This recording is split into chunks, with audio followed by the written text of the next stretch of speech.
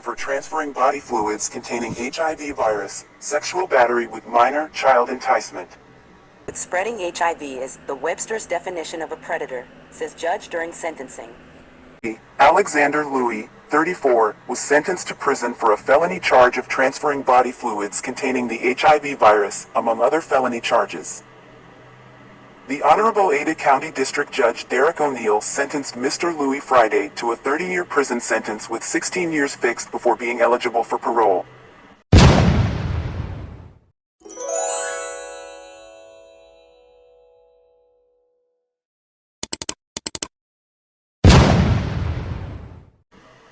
This investigation began in August 2023 as a child enticement case and expanded to dozens of charges against Mr. Louis.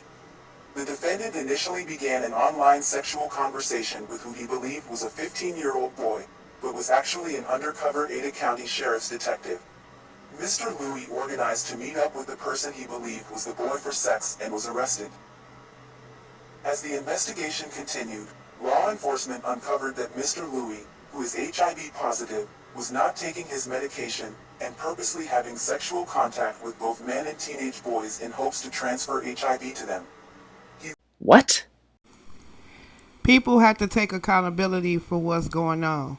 If your kids is online, if your son or your daughter is online, these is the kind of predators that is online, preying on your kids. And then on top of them preying on your kids, guess what else they doing? They giving your kids the diseases that they can't get rid of. It's everybody's fault. Everybody need to chip in. I remember a long time ago, old timer used to say it take a village.